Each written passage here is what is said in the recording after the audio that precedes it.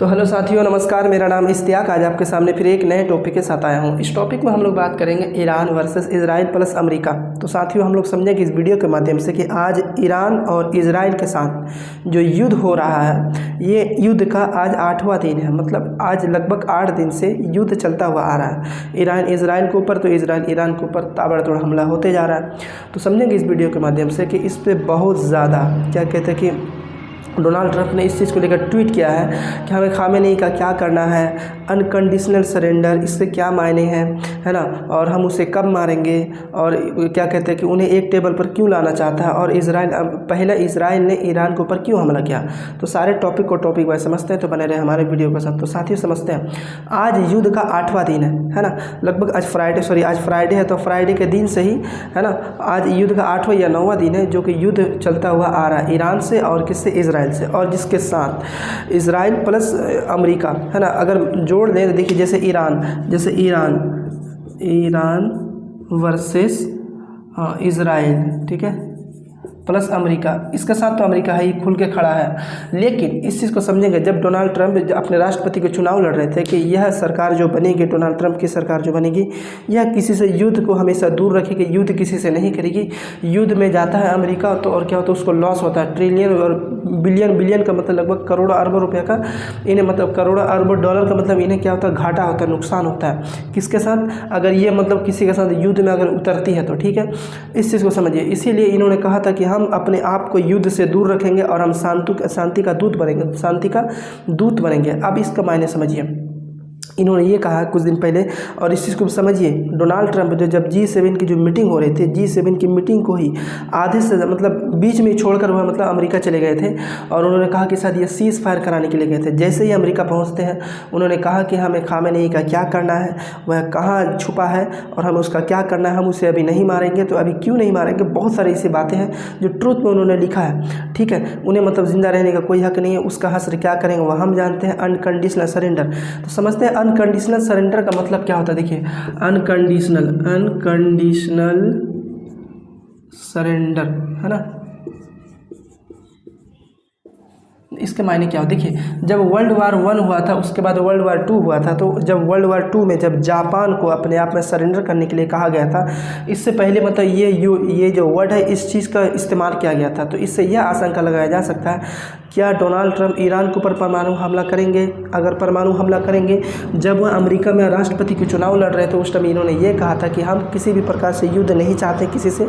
अगर जैसे देखिए, जब क्या कहते हैं कि उसके साथ डोनाल्ड ट्रंप जब अपना चुनाव लड़ रहे थे, चुनाव जीतने से पहले जब लड़ रहे थे चुनाव, अपने मतलब पार्टी से संबोधन कर रहे थे, सब चीज़ कर रहे थे कि अगर हम जीतते हैं, अगर हम राष्ट्रपति बनने के बाद जस्ट क्या कहते हैं, रूस और यूक्रेन का युद्ध को रुका देंगे, गाज़ा का और इजराइल का युद्ध को भी ख़त्म कर देंगे, पूरी तरीके से हम ख़त्म कर देंगे।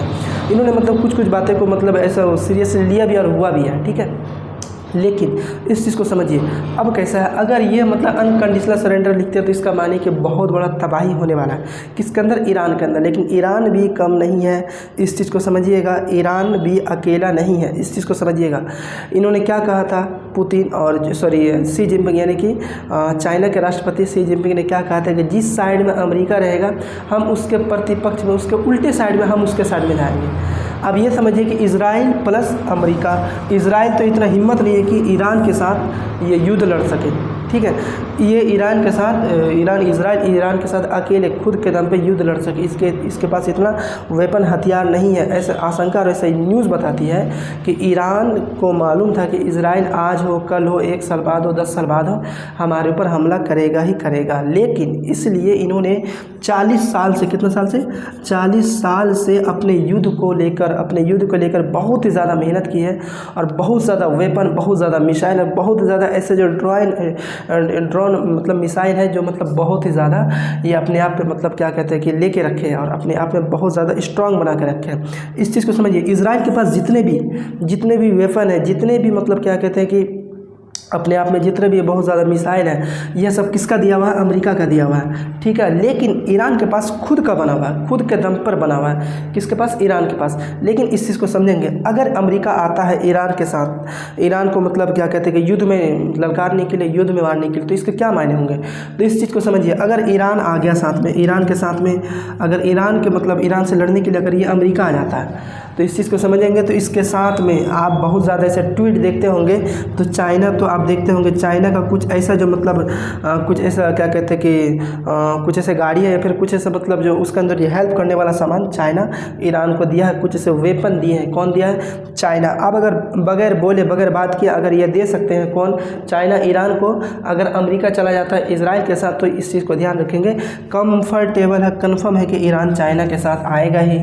उसके बाद इसके साथ आ जाता है रूस, इस चीज़ को समझिए, रसिया आ जाएगा इसके साथ, ठीक है।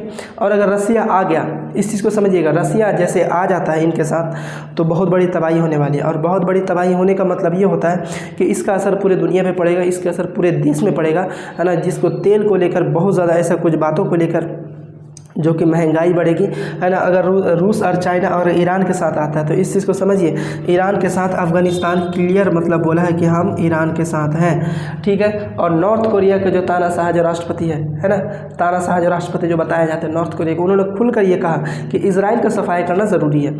इस चीज़ को समझिए। तो आखिर ये युद्ध कहाँ से कहाँ तक हो सकता है और ये युद्ध कहाँ से कहाँ तक जा सकता है, इसके लिए क्या क्या मायने होंगे, है ना। तो देखिए, अगर अमेरिका अगर अपने आप को न्यूट्रल रखता है, ठीक है, तो समझ लिए कि थोड़ा सा भी असर पड़ मतलब असर के हिसाब से कम देखा जा सकता है। और अगर इजराइल अमेरिका से प्लस अगर दोस्ती मिला के अगर देखा जाए, अगर ये अमेरिका अगर इजराइल को देकर मदद करेगा, जिस प्रकार से फ़िलिस्तीन को बर्बाद करने में अमेरिका ने इजराइल से मतलब इजराइल से क्या कहते हैं, अमेरिका ने इजराइल से बहुत ज़्यादा क्या कहते हैं कि हेल्प लिया, और हेल्प के ज़रिए से क्या हुआ कि फ़िलिस्तीन जैसे गाज़ा जैसे देशों को मतलब खंडर बना दिया, तबाह कर दिया।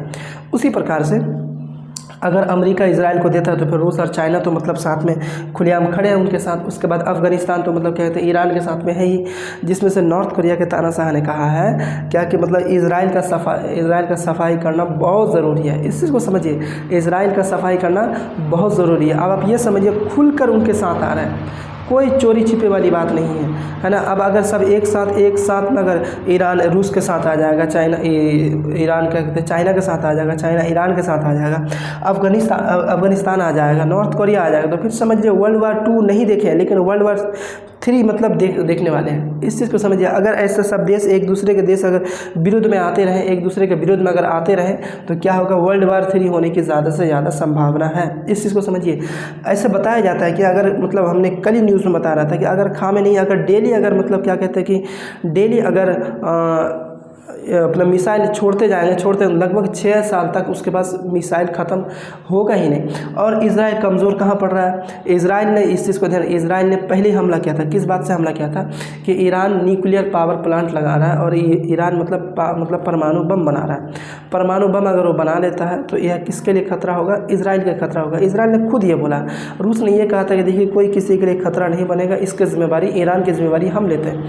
लेकिन फिर भी इजराइल ने क्या किया कि ईरान के ऊपर हमला कर दिया। और जब हमला किया है, जिस प्रकार से क्या कहते हैं फ़िलिस्तीन ने इजराइल के ऊपर हमला किया था, तो उसे मतलब बर्बाद कर दिया गया। अब ऐसा माना जाता है कि इजराइल ने पहले ईरान के ऊपर हमला किया है, लेकिन अब इजराइल ने पहले ईरान के ऊपर हमला किया, अब ईरान भी पलटवार उसे मुंह तोड़ जवाब दे रहा है। इस चीज़ को समझिएगा, ईरान इस चीज़ का बहुत ही दिन से बेसब्री से इंतज़ार कर रहा था और बेसब्री से इसे मतलब क्या कहते हैं कि अपने आप को रेडी कर रहा था कि इजराइल आज हो, कल हो, 10 साल बाद हो या 20 साल बाद हो, इजराइल प्लस अमेरिका साथ में आएगा ही और युद्ध तो होगा ही होगा। इसीलिए इस चीज़ को समझिए, ईरान बहुत ही ज़्यादा पुख्ता अपने तरीके से मतलब क्या कहते हैं ताकत हुआ है अपने आप में, मतलब खुद का मतलब स्वदेशी अपना देश के अंदर से उन्होंने वेपन बनाया है। और इस चीज़ को समझिएगा, इजराइल ने डायरेक्ट क्या किया था, परमाणु परमाणु जो रिएक्टर है ना, परमाणु जो मतलब जहाँ बना रहा है ईरान, उसका खंडर 100 मीटर नीचे, धरती के नीचे 100 मीटर नीचे जो मतलब बना रहा है। लेकिन इजराइल के पास इतना ऐसा कोई ताकतवर